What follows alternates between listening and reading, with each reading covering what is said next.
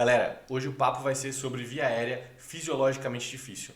Para o que você está fazendo, presta atenção aqui, porque esse tema é tema quente, tema extremamente importante para os seus pacientes, tá bom? Quando a gente está falando de via aérea difícil na emergência, geralmente a gente fala de via aérea, tem dois grandes grupos, via aérea anatomicamente difícil e via aérea fisiologicamente difícil. A gente fala muito da anatomia difícil, mas fala muito pouco sobre fisiologia difícil, tá? Só que eu quero que vocês entendam que é extremamente importante a gente focar na fisiologia do paciente. E por que eu estou falando isso? Com relação à via aérea anatomicamente difícil, a gente fez um grande progresso na medicina. A gente tem estratégia farmacológica melhor para entubar, tem o desenvolvimento de videolaringo, fibroscópio. Então a gente tem ficado muito bom em entubar os pacientes. Para vocês terem uma ideia, só 0,5% dos pacientes, 0,5% das intubações na emergência acabam em crico, tá? Que seria a via final aí para a obtenção de uma via aérea. Então, a gente tem conseguido entubar os pacientes no sentido de colocar o tubo dentro da traqueia, tá? Só que não é isso o que é mais importante. É lógico que isso é importante, mas talvez não seja o mais importante. Por quê? Quando a gente para olhar outros desfechos, por exemplo, hipoxemia, hipotensão e PCR pera-intubação, a gente vê que, por exemplo, hipoxemia, a incidência de hipoxemia pera-intubação é na casa dos 20%. Hipotensão, na casa dos 25%. PCR, de 4 a 11% das intubações que acontecem no departamento de emergência evoluem com PCR, tá? No momento pera-intubação.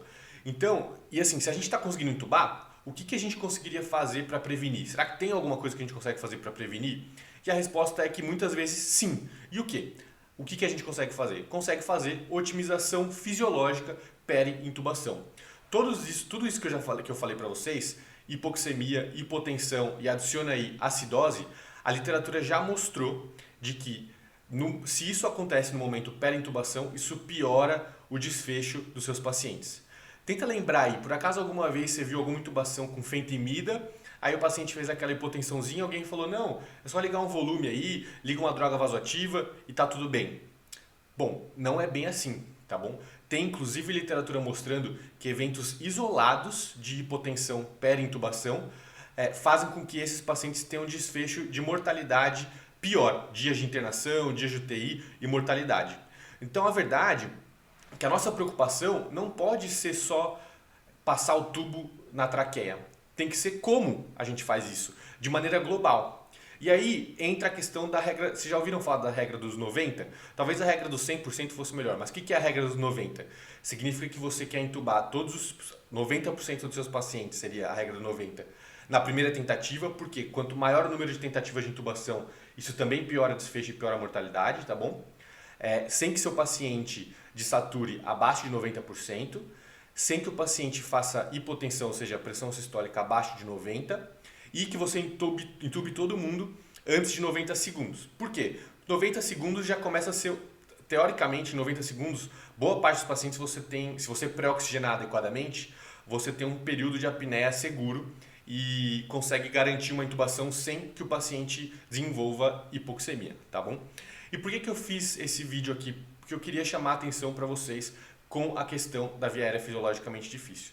E aí, para ajudar vocês a pensar, a raciocinar e a abordar isso nos seus pacientes, eu queria introduzir para vocês o mnemônico CRASH. Mnemônico CRASH para via aérea fisiologicamente difícil, tá? Existem outros mnemônicos para via aérea anatomicamente difícil, né? Lemon, Roman, Rhodes, Smart, por exemplo, são alguns, tá? Mas quando a gente for falar de via aérea fisiologicamente difícil, a gente vai pensar em CRASH. O que é o C? Significa consumo aumentado. Tá? Aqui a gente está pensando principalmente nos pacientes com sepse, gestantes, crianças, síndrome de desconforto respiratório agudo, tá bom? O R é em inglês o mnemônico, tá bom, gente? Então é Right Ventricular Failure. Então o que é isso? Falência do ventrículo direito. Pacientes com embolia pulmonar, HP. A gente vai abordar exatamente como fazer diante dessas situações, tá bom? Então C e o R já foi. A de acidose metabólica, beleza? E o S de saturação, ou seja, hipoxemia. E o H de hipotensão e hipovolemia. Então, vamos abordar agora quais são esses pacientes e o que a gente deve fazer para evitar esses desfechos ruins no momento peri-intubação. Então vamos lá. O C, consumo aumentado. Aqui de novo, os pacientes com sepse, criança, gestante, o que é isso? O cara está com uma demanda metabólica muito grande ou tem um consumo periférico de O2 extremamente elevado. Qual que é o risco aqui? Pode ser que esses pacientes estejam saturando muito bem antes da indução, mas a partir do momento que você induz, paralisa e ele fica em apneia, ele desatura muito rápido. Tá? Então o que você precisa pensar aqui? 1. Otimizar bastante a sua pré-oxigenação. 2. Pensar em fazer oxigenação apneica. 3. Considerar o intubador experiente nesses pacientes de mais alto risco. Tá bom? Vamos lá. R. Falência do ventrículo direito. Aqui a gente está falando principalmente dos pacientes com embolia pulmonar, HP descompensada. De certo modo, entra aqui o paciente asmático. Pensa o seguinte, cara, o ventrículo direito ele é muito ruim para se adaptar a aumentos de pressão, tá bom? E hipercapnia, atelectasia, hipoxemia, tudo isso aumenta a resistência vascular pulmonar, aumenta a pós-carga do ventrículo direito, o qual ele tem dificuldade de vencer. E a partir do momento que a gente faz a sedação, a indução com a paralisia, a gente está ainda mais reduzindo a pré-carga, do qual o ventrículo direito ele é bastante dependente, tá bom? Então aqui o foco é ressuscitação hemodinâmica, tá?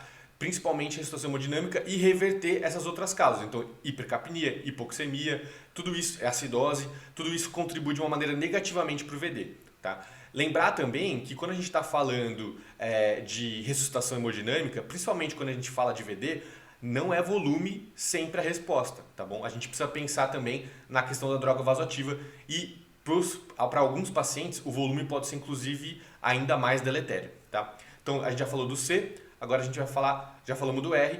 O A, acidose. Aqui a gente está falando, por exemplo, do paciente com cetoacidose diabética, intoxicação por AS, sepse grave, trauma grave. Qual que é a dificuldade aqui? A dificuldade aqui é o seguinte, pessoal. A gente, às vezes, nesses pacientes, tem dificuldade de conseguir igualar o volume minuto que o paciente estava fazendo antes da intubação quando o paciente está no tubo. Tá? Antes, o paciente está lá, está apneico e está se compensando. E a gente tem dificuldade de fazer isso a partir do momento em que a gente intuba o paciente. Mas tem um outro problema, tá? Que quando a gente paralisa esse paciente, a cada 60 segundos que ele fica em apneia, o pH sobe em 0,15 e o PCO2 sobe por volta de 12, tá bom? Então isso pode ser extremamente catastrófico para esses pacientes. Qual que é a solução aqui? 1. Considerar a intubação acordada, se possível. 2. Considerar que o seu tempo de apneia tem que ser curto. Então você tem que ter uma estratégia bem definida e a pessoa mais experiente tem que estar intubando esse paciente, tá?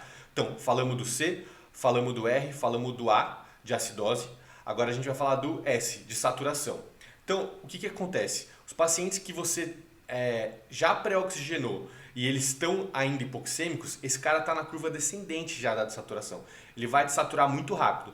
O que você precisa fazer aqui? Você precisa focar na sua pré-oxigenação adequada para tentar conseguir subir a saturação ao máximo e ter o maior tempo de apneia seguro.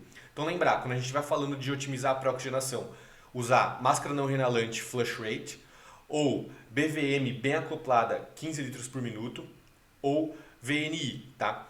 Sempre com FiO2 de 100%. Sempre com o paciente sentado. Sempre com o paciente sentado. Por quê? Isso aumenta a capacidade residual funcional e você aumenta o tempo de apneia segura. Para vocês terem uma ideia, teve estudo em centro cirúrgico que comparou intubação de pacientes obesos sentados e deitados, e os pacientes que foram pré-oxigenados sentados, ou seja, deitou-se o paciente só no momento final, no momento da intubação, eles demoraram quase 1 minuto a mais para a saturação cair abaixo de 90%. Então, lembra, máscara não inalante, ou VNI ou BVM no fluxo correto, oxigenação apneica e pré-oxigenar o paciente sentado. Além disso, para alguns casos você pode considerar sequência prolongada de intubação, tá? Então isso foi para resolver a questão da saturação e hipoxemia.